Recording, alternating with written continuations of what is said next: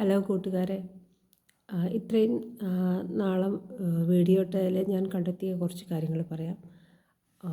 അതുപോലെ ഞാൻ കണ്ട പല ടിപ്സ് ആൻഡ് ട്രിക്സ് വേറെ വീഡിയോസിൽ നിന്ന്. അതായത് യൂട്യൂബിൻ്റെ വീഡിയോസിന് 7 പില്ലേഴ്സാണുള്ളത്. 1 title, 2 description, 3 end screen, 4 thumbnail, 5 playlist, 6 visibility, 7 comments. ഈ 7 കാര്യങ്ങൾ നമ്മൾ ശ്രദ്ധിച്ചാൽ തന്നെ നമ്മുടെ കണ്ടൻസ് നല്ലതാണെങ്കിൽ അതിന് കാര്യമായിട്ട് വ്യൂസ് കിട്ടും. ടൈറ്റിൽ എന്ന് പറഞ്ഞു കഴിഞ്ഞാൽ പ്രിസൈസായിട്ട് എന്താണ് നമ്മൾ ആ വീഡിയോയിൽ ചെയ്തിട്ടുള്ളത്, അല്ലെങ്കിൽ എന്തിനെക്കുറിച്ചാണ്, അതിൻ്റെ ഹെഡിങ്ങാണ് ടൈറ്റിൽ. ആ ടൈറ്റിൽ ഒരു പക്ഷേ നിങ്ങൾക്കൊരു ക്ലിക്ക് ബൈറ്റായിട്ട് ഉപയോഗിക്കുക, അതിൽ തെറ്റൊന്നുമില്ല. ക്ലിക്ക് ബൈറ്റ് എന്ന് പറയുമ്പോൾ അതിൽ ഒരു ബന്ധമില്ലാത്ത കാര്യങ്ങൾ എഴുതി വിടരുത്.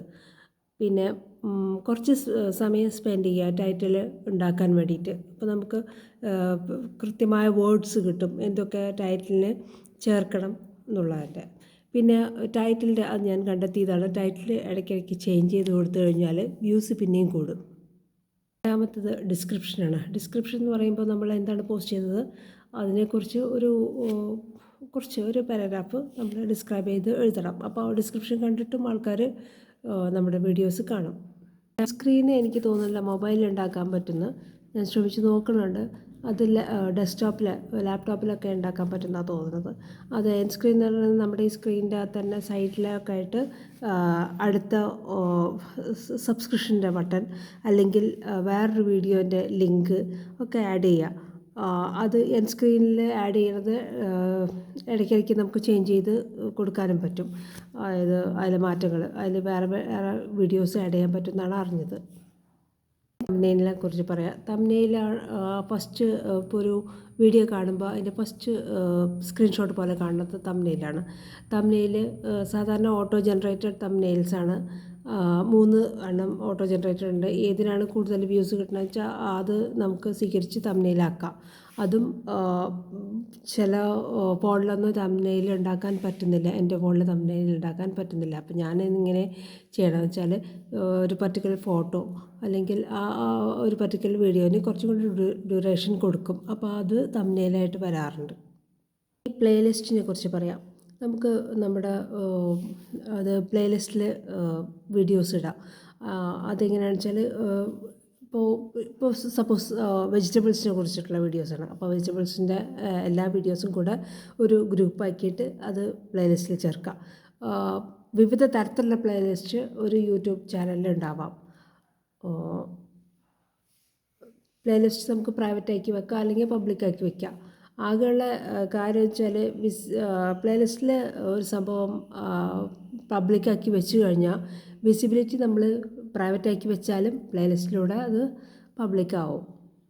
വിസിബിലിറ്റി ഓഫ് വീഡിയോസിനെ കുറിച്ച് പറയാം. അത് വിസിബിലിറ്റി എന്ന് പറയുമ്പോൾ പ്രൈവറ്റ് ഉണ്ട്, അൺലിസ്റ്റഡ് ഉണ്ട്, പബ്ലിക് ഉണ്ട്, പിന്നെ ഷെഡ്യൂൾഡ്. ഇത്ര മണിക്ക് ഇത്ര സമയത്ത് നമ്മുടെ വീഡിയോ പബ്ലിക്കാക്കാം. അങ്ങനെയുള്ള ഇത് നമുക്ക് മറ്റേ YT സ്റ്റുഡിയോ വഴി നമുക്ക് ചെയ്യാവുന്നതാണ്. ഫസ്റ്റ് 7ാമത്താണ് കമൻസിലൂടെ നമ്മൾ ഇൻട്രാക്ഷൻ നടത്തേണ്ടെന്ന് യൂട്യൂബിന് മനസ്സിലാവും. കൂടുതൽ ആൾക്കാർ നമ്മുടെ ചാനലിലായിട്ട് ഇൻട്രാക്ട് ചെയ്യേണ്ടെന്ന് കമൻസിലൂടെ കൂടുതൽ മനസ്സിലാവും. അതിനനുസരിച്ച് അവർ പ്രൊമോട്ട് ചെയ്യും നമ്മുടെ വീഡിയോസ്. പിന്നെ ഏറ്റവും ശ്രദ്ധിക്കേണ്ടതെന്ന് വെച്ചാൽ കണ്ടൻസാണ്. കണ്ടൻസ് ശരിയാവാഞ്ഞാൽ ഈ പറഞ്ഞ 7 പില്ലേഴ്സ് ഉണ്ടായിട്ടും കാര്യമില്ല. പിന്നെ ഇനി നമ്മൾ സംസാരിക്കുന്ന ഷൂട്ട് ചെയ്യുമ്പോൾ തുടക്കത്തിൽ നമുക്ക് ക്യാമറയായിട്ട് അത്ര സിങ്കാവില്ല. ഒരു ഫെമിലിയാരിറ്റി ഇടയ്ക്കിടയ്ക്ക് ഷൂട്ട് ചെയ്ത് ഫെമിലിയാരിറ്റി വന്നെങ്കിലോ നമുക്ക് ഫ്രീ ആയിട്ട് സംസാരിക്കാൻ പറ്റുള്ളൂ. അതുപോലെ തന്നെ ക്യാമറയെ നോക്കി നമുക്ക് സംസാരിക്കാൻ പറ്റുള്ളൂ. തുടക്കക്കാർ വ്യൂസിനെ കുറിച്ച് ഒരു ലോ എക്സ്പെക്റ്റേഷൻ കണക്കാക്കിയാൽ മതി. വലിയ ഹൈ എക്സ്പെക്റ്റേഷൻ ആകുമ്പോഴാണ് നമ്മൾ ആകെ ഡിപ്രസ്ഡ് ആവും. നമ്മൾ വിചാരിച്ച രീതിയിൽ വ്യൂസ് കിട്ടുന്നില്ലല്ലോ എന്നൊക്കെ. It takes time. അപ്പോൾ അതുപോലെ കാര്യങ്ങൾ ഓരോ ദിവസവും പറ്റുമെങ്കിൽ ഒരു വീഡിയോ എങ്കിലും ഇട്ട് അല്ലെങ്കിൽ ഒരു ഷോർട്ട് ഇട്ട് അത് ആ ഒരു ഗ്രോത്തിലേക്ക് നമുക്ക് കൊണ്ടുവരാവുന്നതാണ്. വീഡിയോസ് ഷൂട്ട് ചെയ്യുമ്പോൾ നമുക്ക് പുറത്ത് പലതരത്തിലുള്ള സൗണ്ടുകൾ, ഡിസ്ട്രാക്ഷൻസ് ഉണ്ടാവും. അപ്പോൾ അതിന് ഏറ്റവും നല്ലത് നമ്മുടെ ഫോൺ എയർപ്ലെയിൻ മോഡിലിടുക. അപ്പോൾ പുറത്തെ ഡിസ്ട്രാക്ഷൻസ് ഒന്നും കയറില്ല. യൂട്യൂബിൽ കൂടുതൽ വ്യൂസും കാര്യങ്ങളൊക്കെ കിട്ടണമെങ്കിൽ നമുക്കൊരു പ്രൊഫഷണൽ മെൻറ്റാലിറ്റി ഉണ്ടാവണം. അല്ലാതെ വെറുതെ ചുമ്മാ ഷോർട്സ് ഇട്ട് പോയി കഴിഞ്ഞാൽ ഈ പറഞ്ഞ രീതിയിലുള്ള വ്യൂസും കാര്യങ്ങളൊന്നും ഉണ്ടാവണമെന്നില്ല. ഒരു ഷോട്ട് ഷൂട്ട് ചെയ്യുമ്പോൾ നമ്മളെപ്പോഴും ശ്രദ്ധിക്കേണ്ടതെന്ന് വെച്ചാൽ നമ്മുടെ ഫോൺ ഫുൾ ചാർജ് ആക്കി വെക്കണം. കാരണം ആ നേരത്ത് ഇപ്പോൾ ഷോട്ട് എടുക്കുന്ന നേരത്ത് പകുതിയിൽ വെച്ചിട്ട് ചാർജ് തീർന്നു പോകരുത്. രണ്ടാമത്തെ നമ്മളൊരു ഹൊറിസോണ്ടൽ രീതിയിൽ വേണം.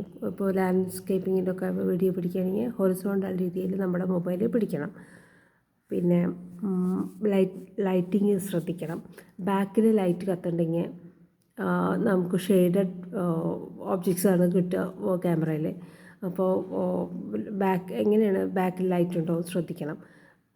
ലൈറ്റിംഗ് ഒരു പ്രധാന ഘടകമാണ്. ആൾക്കാർ വിഷ്വൽ ട്രീറ്റിന് വേണ്ടിയിട്ടാണ് നമ്മുടെ യൂട്യൂബ് നോക്കുന്നത്. എപ്പോഴും ഷൂട്ട് ചെയ്യുമ്പോൾ അതായത് നമ്മൾ സംസാരിക്കുക, അപ്പോൾ അങ്ങനത്തുള്ള നമ്മൾ സംസാരിക്കുന്ന നേരത്ത് നമ്മളെപ്പോഴും ക്വയറ്റായ സ്ഥലം തിരഞ്ഞെടുക്കുക. ഈവൻ എയർപ്ലെയിൻ മോഡിലിട്ടാലും സൗണ്ട് ഡിസ്ട്രാക്ഷൻസ് വളരെയധികം കുറയും ഒരു ക്വയറ്റായ സ്ഥലം തിരഞ്ഞെടുക്കുകയാണെങ്കിൽ. ചാനൽ അടിച്ചു പോകാതിരിക്കാൻ, അതായത് സ്ട്രൈക്ക് കിട്ടി പോകാതിരിക്കാൻ എപ്പോഴും ശ്രദ്ധിക്കേണ്ടത് വെച്ചാൽ കുട്ടികളുടെ വീഡിയോ ഇടുന്നവരാണ്. കുട്ടികളുടെ വീഡിയോ അല്ലെങ്കിൽ കുട്ടികൾ ക്രിയേറ്റേഴ്സ് ആകുമ്പോൾ, കുട്ടികൾ എന്ന് പറയുമ്പോൾ 13 വയസ്സിന് അല്ലെങ്കിൽ 14 വയസ്സിന് താഴെയുള്ള ആൾക്കാർ ക്രിയേറ്റേഴ്സായിട്ട് കൂടാതിരിക്കുകയാണ് നല്ലത്. കാരണം അത്തരം ചാനൽ പെട്ടെന്ന് അടിച്ചു പോകും. പോരാതെ മോണിറ്ററി ഡാമേജസും ഉണ്ടാകും നമുക്ക്. Thank you for watching. നിങ്ങൾ ഇനിയും നിങ്ങളുടെ സപ്പോർട്ടൊക്കെ എൻ്റെ കൂടെ ഉണ്ടാവുമെന്ന് വിചാരിക്കുന്നു.